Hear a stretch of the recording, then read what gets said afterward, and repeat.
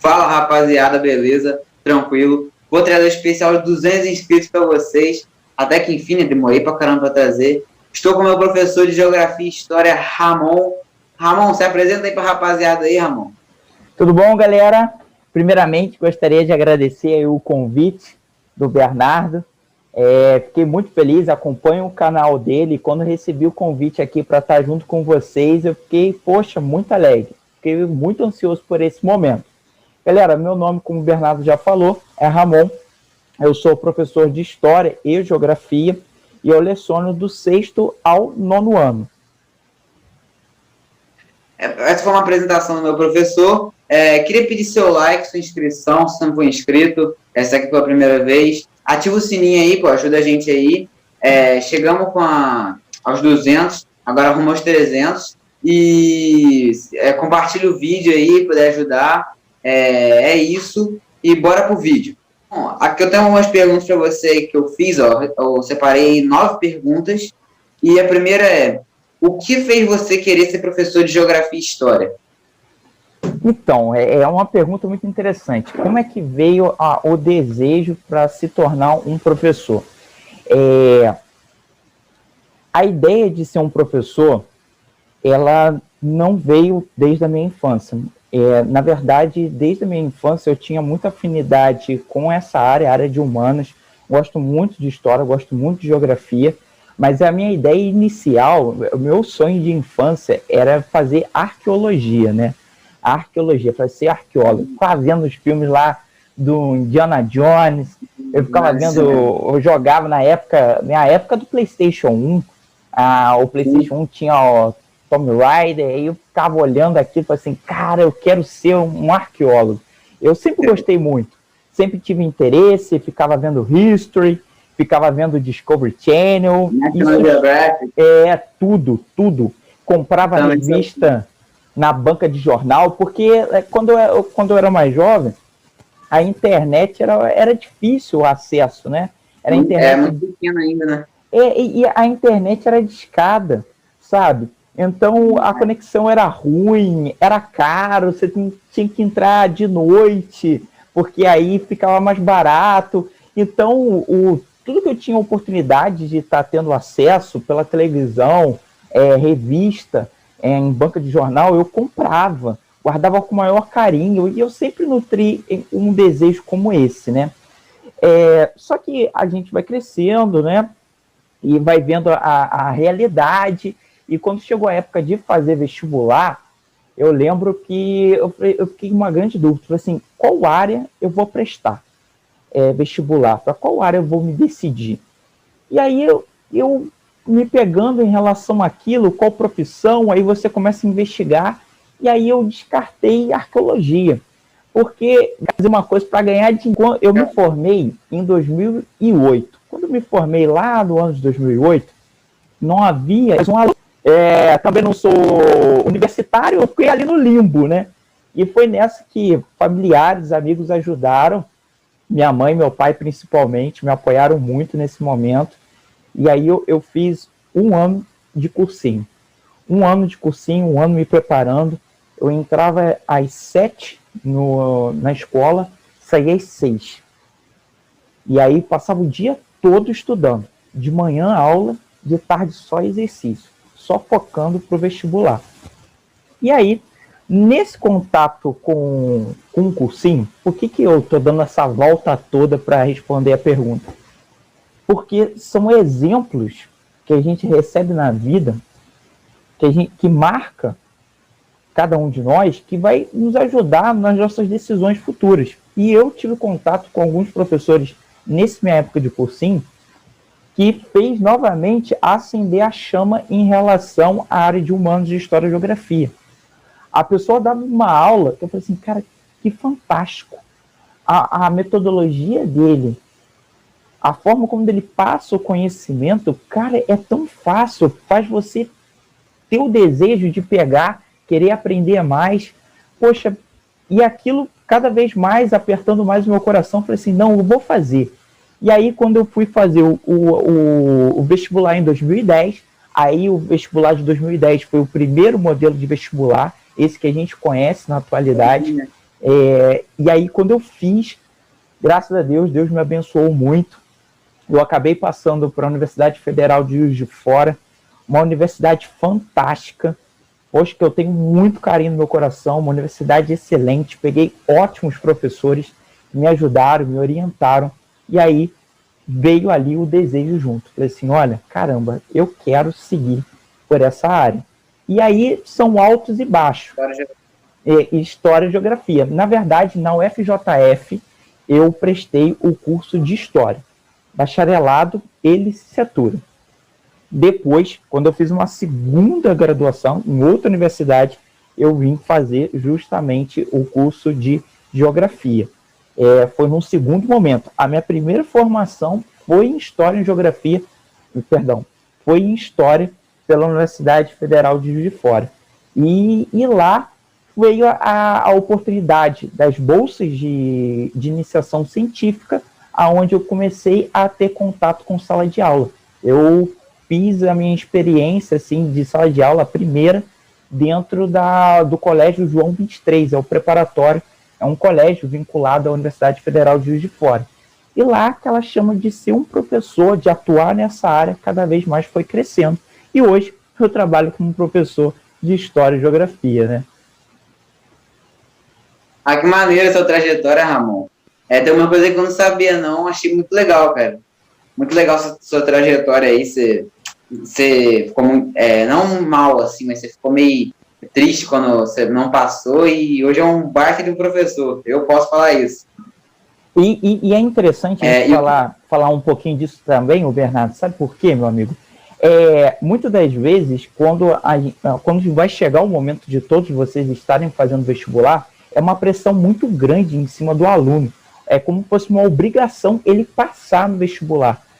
Só que é uma atividade que tem muitos concorrentes e muitas das vezes a pessoa não passa de primeiro. O importante não é você focar assim, caramba, não passei. O importante é você focar justamente, olha, eu vou continuar prestando vestibular, vou continuar me esforçando, porque uma hora eu vou passar, eu vou conseguir. O foco é justamente nesse, no ato de você estudar até passar. Pode continuar aí, meu parceiro. A próxima pergunta é, qual é a área que você mais gosta na geografia e por quê? Na geografia, qual área assim que eu acabo me identificando mais, né? Não sei aí se deu uma agarrada aí, deu uma agarrada no áudio. Deu um pouco, mas voltou na boa, se voltou de boa. Ah, beleza. Deu para entender. Então vamos lá. Qual área da geografia que eu mais me identifico? Eu, justamente pela minha formação em História e conciliando com a minha segunda graduação de Geografia, uma das áreas que eu tenho mais afinidade é Geopolítica. Geopolítica é a área que eu mais gosto dentro dos estudos de Geografia. É onde a gente tem a oportunidade de compreender muitos dos dilemas que nós vivemos na atualidade. Ele nos traz um parâmetro de entendimento, onde nos faz compreender algumas mudanças que acontecem tanto no Brasil como no mundo, né? E eu acho muito importante esse estudo, né? Então, eu gosto muito quando chega a oportunidade de a gente estar falando justamente dos conflitos proporcionados ali pelo período da Guerra Fria, a questão ali da queda do Muro de Berlim, a questão dos conflitos na atualidade. Então, eu acho muito importante a gente estar estudando esses momentos para a gente compreender o mundo do qual nós vivenciamos hoje, né? Sim, eu também gosto muito de geopolítica, é minha área favorita, cara. Tanto é que a maioria dos assuntos do canal são sobre geopolítica e curiosidade, né? Isso aí. Canal que eu tô atento. Sempre quando tem vídeo novo, gente, tô lá acompanhando, dando like, seguindo, porque, vídeos de excelente, ótima qualidade. Façam isso também. Outra pergunta é, quais são os 3 países no mundo que você tem mais vontade de conhecer e por quê? Os 3 países. Olha, eu tenho muita curiosidade. Primeiro de todos é o Egito. não tem como. Egito é uma coisa que me fascina muito. É a cultura, é a história, são os monumentos, me atrai muito. Gostaria muito de conhecer o Egito. Em segundo lugar, olha, quando eu fiz a minha faculdade de História, eu tive a oportunidade de também fazer um projeto de pesquisa junto com a professora Maralice, que ela é de História da Arte. E foi um momento que eu me apaixonei por essa área também. Eu fiz todas as disciplinas da faculdade relacionadas a essa temática de História da Arte do Brasil, História da Arte geral, História e Crítica da Arte, eu gosto muito. E eu tive também uma professora do Departamento de Artes e Design que me deu História da Arte 2, se eu não me engano esse era o nome da matéria, que envolvia justamente o período do Renascimento. E aí a gente viu grandes nomes do Renascimento, Rafael, Michelangelo, Leonardo, e a gente estudou muitas obras que hoje se encontram dentro do Vaticano. Então o Vaticano também é um país que chama muito minha atenção. Eu queria muito conhecer, porque é um museu a céu aberto, é onde você olha, tem história. Então, tem geografia, tem os assuntos da atualidade, tem passado. Então, o Vaticano também é um país que me atrai muito. E o terceiro e o último, que eu tinha vontade de conhecer e que está aqui pertinho da gente, é o Peru. Eu tinha vontade de conhecer o Peru. Principalmente ali pelo Machu Picchu, bem como também os outros sítios arqueológicos que ele apresenta. Tem uma série aí de locais que a pessoa pode estar frequentando. É um parque. E tem o deserto do Atacama também, o deserto do Atacama, que é um lugar fantástico, que eu também tenho vontade de conhecer aqui dentro da América Latina. Mas, assim, de primeira, assim, o local que eu gostaria de conhecer aqui dentro da América Latina era o Peru. Ali, principalmente, em Machu Picchu. Eu tinha muita vontade ali de conhecer aquela região e os sítios arqueológicos que ela apresenta. Sim, são 3 países muito legais, assim, históricos, né? Egito, Vaticano e Peru. 3 países brabos.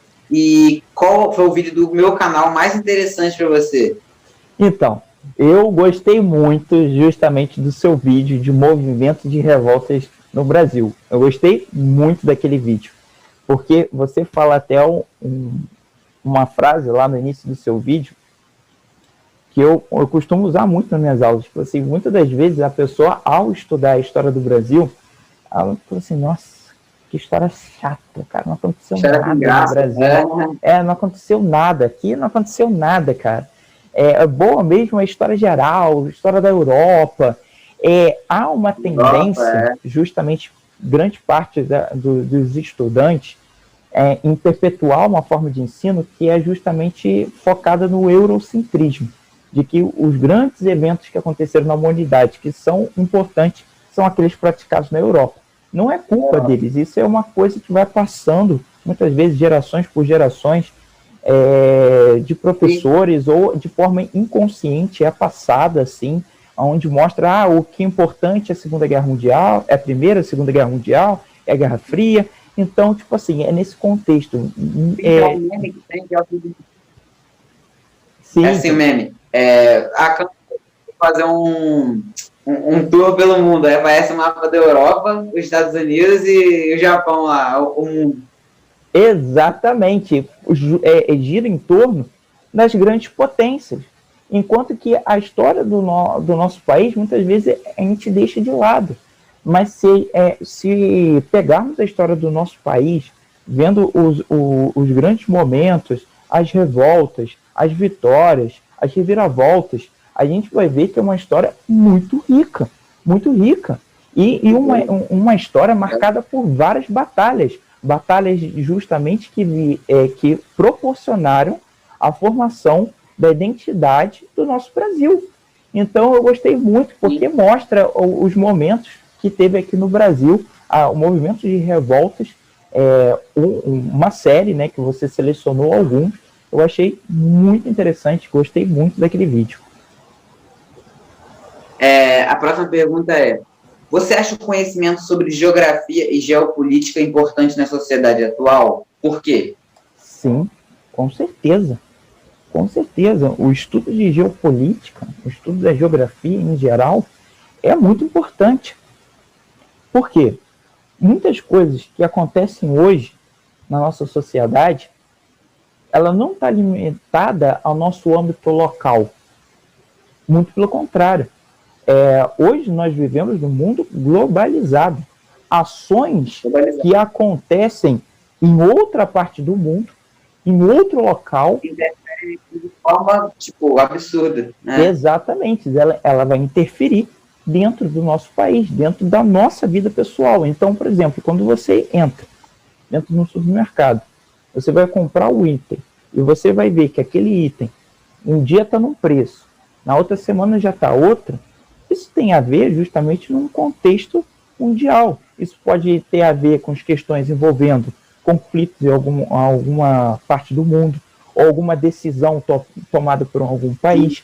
Pode ser também uma questão dentro do território nacional, envolvendo questões climáticas. Então, o estudo da geografia em geral e também focado na área da geopolítica é importantíssimo para podermos nos situar como cidadãos, podermos também estar exercendo a nossa cidadania, de podermos nos manifestar e entender o significado das nossas manifestações, o quão importante é a nossa opinião, os nossos dilemas, nossos questionamentos, tudo está dentro do estudo, não apenas da geografia, mas de todas as disciplinas. É super importante. Os estudos, eu falo, eles podem arrancar tudo da sua vida.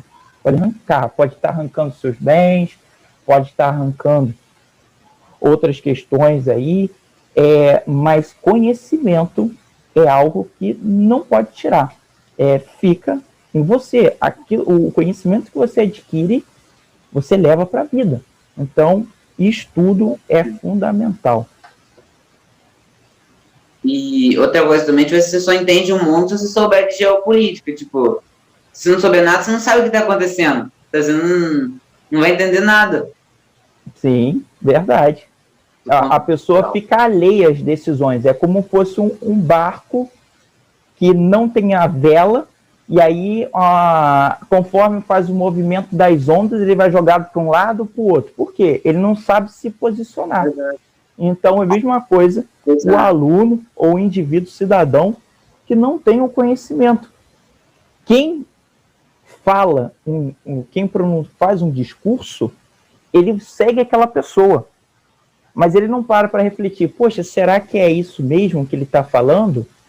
Porque quando a pessoa tem um conhecimento, ela pode se posicionar, olha, isso que você está falando não é correto, ou isso não foi gerado desse fator. Então ela pode se posicionar, e aí ela pode, inclusive, lutar por seus direitos, mas quando ela não tem um conhecimento, quando ela não sabe das coisas, ela é empurrada para onde o vento mandar, né? Aonde a massa for, né? Sim. E você, como professor de Geografia e História, em algum momento já se arrependeu de ter buscado essa formação de Geografia e História? Então, sim. Existe isso dentro da área da educação. Existe. Sabe por quê, meus amigos? Se nós formos fazer uma comparação entre as graduações, a pessoa que tem um nível superior, e a gente for comparar os salários, o professor é muito defasado. Ele tem um nível superior, ele ganha pouco referente à sua formação. Então, existem momentos que bate uma crise.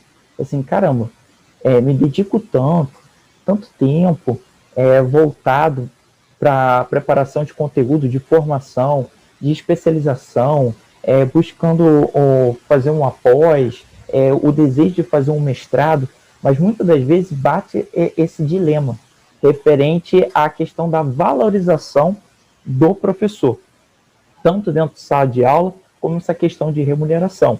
É local? Não, é um âmbito geral, é da classe dos professores. A classe dos professores no âmbito geral, no nível nacional, eu acho que é muito mal remunerado.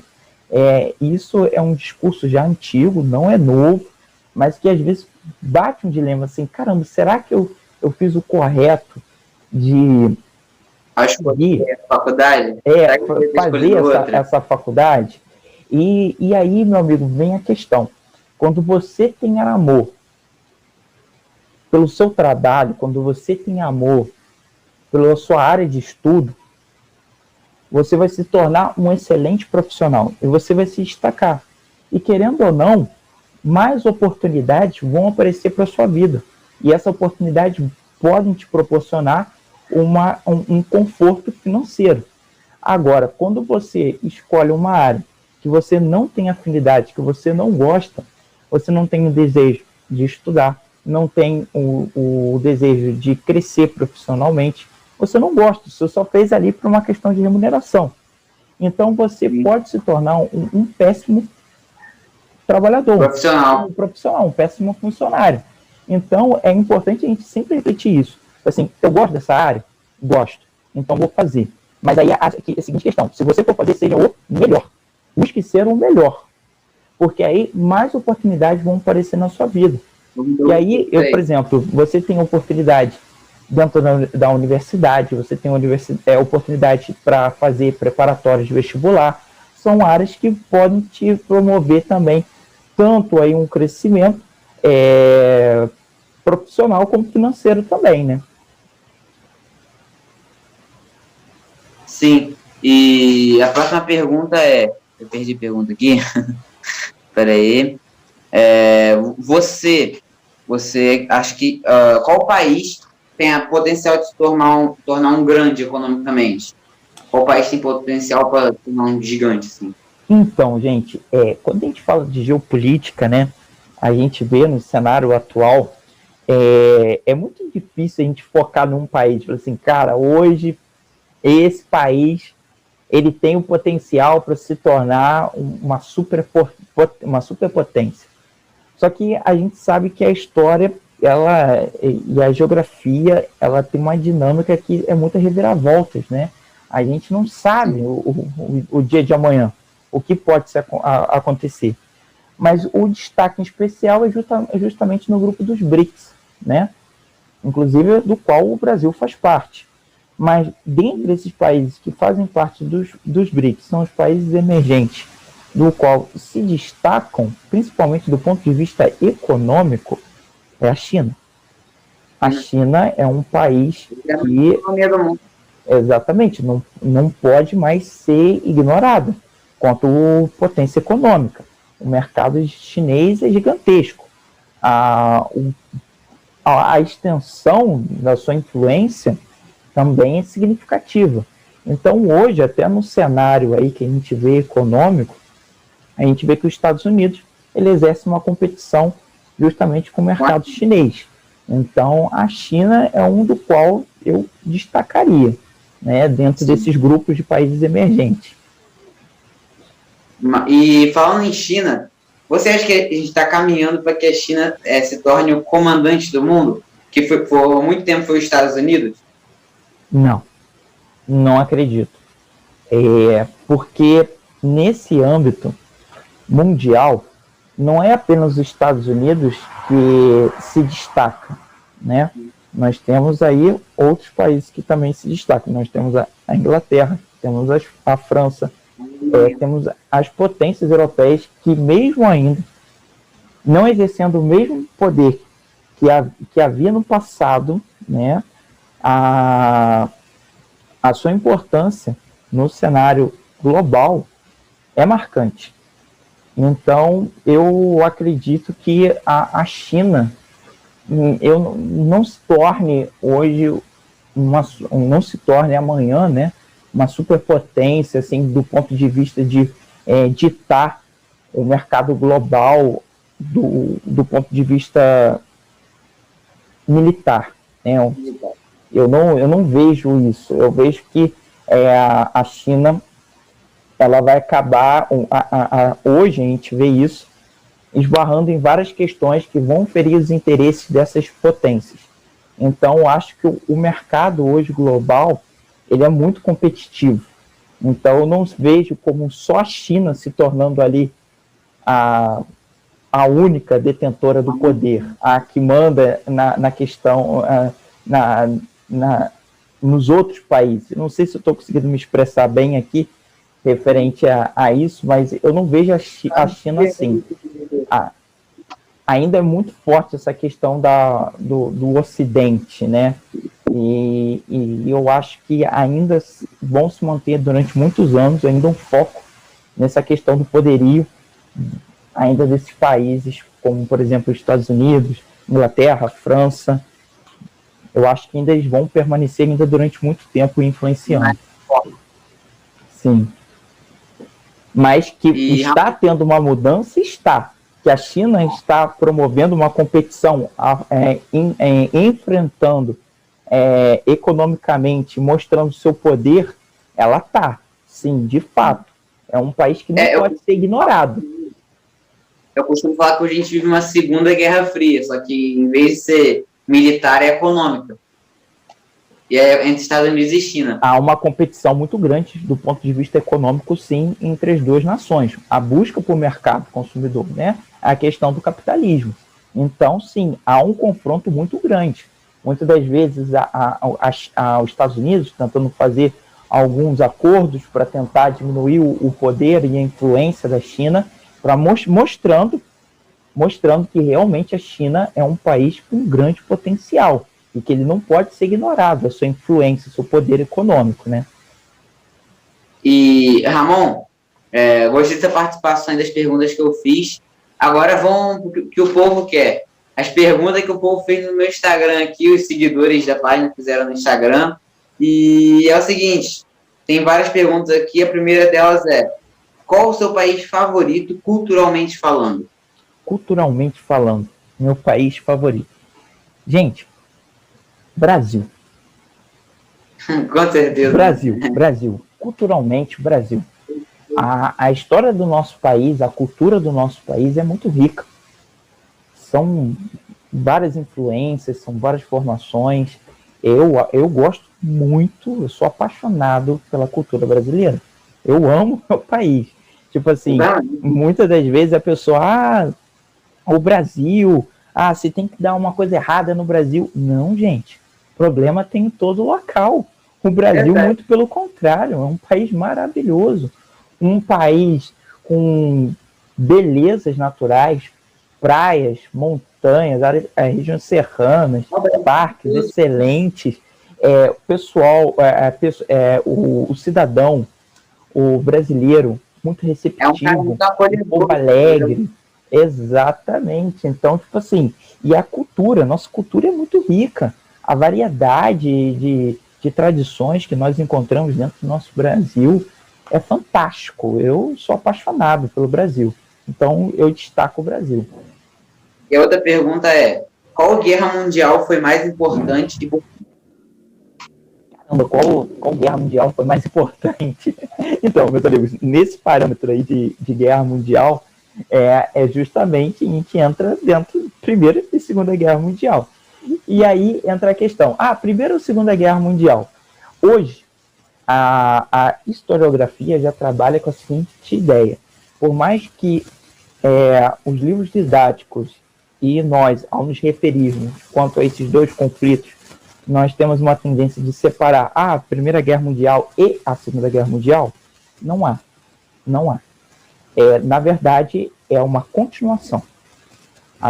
A Primeira Guerra Mundial, temos a Segunda Guerra Mundial, é um processo de continuação, justamente pelas questões que ocorreram no final da Primeira Guerra Mundial, as consequências geradas ali pela Alemanha, o ambiente que favoreceu o surgimento do totalitarismo na figura do nazismo, do fascismo, do nazismo, e aí a ascensão de Hitler ao poder. Então, não há uma descontinuidade. Não, é uma coisa só. Elas estão interligadas. Então, existem hoje já historiadores que trabalham com a ideia e se referem nas suas obras da Grande Guerra, a Grande Guerra Mundial, se referindo apenas a um movimento, não separando as duas, porque é impossível. Uma puxa a outra. elas estão interligadas. Então, eu vou nesse mesmo parâmetro, de citar apenas uma grande guerra mundial, não fazendo separação da primeira e da segunda.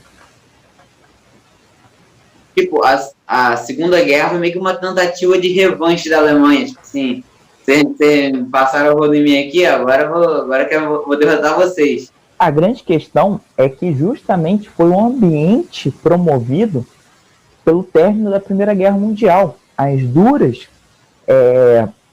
penas impostas pelos países vencedores à Alemanha. Então, esse ambiente proporcionou justamente a Alemanha ir para uma questão da miséria, né? A questão que afetou a estrutura, tanto ali industrial, a questão também da sociedade, mergulhou num caos econômico. E aí, quando surge o Partido Nazista, quando veio a ideia de Hitler, que falando que vai reestruturar a Alemanha, que vai tirar a Alemanha da miséria, a população apoia isso, uma população que estava desesperada. Então, foi justamente uma causa promovida pelos países vencedores na Primeira Guerra Mundial. Então, é uma continuidade, ainda ligada às questões que envolveu a Primeira Guerra Mundial. Na Primeira Guerra Mundial, a gente tem a ideia do Segundo Reich. Hitler entra na Segunda Guerra Mundial, lançando a ideia do Terceiro Reich. É um processo de continuação. Sim. Outra pergunta como entender melhor a matéria e gravar elas? Você dá uma entendida assim e conseguir ficar gravado na mente. Então, como que a gente faz esse processo de recapitulação do conteúdo? É que muitas das vezes a gente vê a aula, a gente acompanha a aula, mas muitas vezes a gente não absorve muito do conteúdo. Como a gente deve fazer isso? A primeira coisa que a gente deve trabalhar, gente, é que é necessário sempre fazer um movimento de recapitulação, uma revisão. Então, por exemplo, se você foi à escola, assistiu a aula, chega em casa, faça um movimento de recapitulação do conteúdo. Dá uma estudada no conteúdo. Exatamente. Sim. Por exemplo, você pode fazer uma revisão de 24 horas. Teve a aula hoje, amanhã você faz uma revisão em cima dos tópicos levantados pelo professor na aula anterior. E aí, depois de 24 horas, você pode fazer aquela de uma semana, trabalhando os tópicos da outra aula. Você seleciona os pontos mais importantes, as palavras-chave, para justamente te ajudar nesse movimento. A elaboração de mapas mentais, onde você pode fazer esquemas para te ajudar nesse movimento de recapitulação. Tudo isso são táticas. E, além do mais, se você é uma pessoa que se interessa por determinado assunto, não tem algo melhor do que você realizar a pesquisa, a sua pesquisa. Você ir em sites, bons sites, né? Não é em qualquer site. A gente vive numa era, que é a era das chamadas fake news, né? Onde você pode se deparar com várias informações dentro da internet. Eu até falo dentro do sala de aula, isso aqui pode ser uma janela que vai te proporcionar várias formas de conhecimento, mas isso aqui também pode ser utilizado como uma arma, pode destruir o conhecimento que você tem, né? Então, é sempre importante a gente estar consultando em sites confiáveis. Que site é esse? Quem é que escreveu? Ele tem informação na área para passar essas informações? Então, é sempre importante a gente consultar da onde está saindo aquela notícia, da onde está saindo aquela informação. E aí, galera, o ato da pesquisa vai proporcionar um crescimento intelectual. Sempre vai proporcionar. Vai melhorar seu poder de argumentação, sua questão de vocabulário, sua capacidade de grafia. A pesquisa é fundamental. Então, não se limite àquilo que é passado dentro de sala de aula. Sempre busque ir além, justamente para você se destacar como aluno, se destacar como cidadão e futuramente como profissional do mercado de trabalho, né? Ótimo, ótima resposta daí. E outra também quando surgiu sua paixão por história? minha paixão por história apareceu na infância. Eu e minha mãe, como eu disse, nós gostamos muito dessa temática ligada à história. Então, desde pequeno, eu assisti todos os filmes do Indiana Jones, né? Indiana Jones podia passar 10 vezes na televisão que eu estava lá sentado vendo. Gosto demais dos filmes dele. E eu, na época, minha mãe botou TV a cabo lá em casa e a gente assistia National Geographic, o History. Na época, o History, gente, era um programa fora de série, um canal fora de série, só passando excelentes documentários. Hoje eu tenho uma crítica em relação ao History, porque fala muito de alienígenas. Tu bota no History e só tem lá alienígenas do passado, alienígenas estão entre nós. Não tem nada mais de história, tem mais ufologia do que o conteúdo propriamente dito de história. Documentários, tinha documentários sobre Egito, documentários sobre os povos pré-colombianos, Primeira, Segunda Guerra Mundial, eram documentários fantásticos. Você, na hora que você levantasse, até a hora que você dormir, tinha documentário excelente. Você não queria desgrudar da televisão. Hoje, infelizmente, o History, na minha opinião, tá, gente? Minha opinião, eu acho que ele perdeu um pouco disso. Eu acho que ele botou muito dessas questões e deixou um pouco dos documentários. É uma crítica pessoal, do meu ponto de vista. Mas foi esse contato que eu tive no passado, e logicamente, em primeiro lugar, aos meus professores excelentes que eu tive, tanto na escola, quanto também na minha graduação, eu destaco a influência deles na minha vida. Porque o professor que eu sou hoje, o profissional que eu sou hoje, eu justamente tive como molde os meus professores do tempo de escola.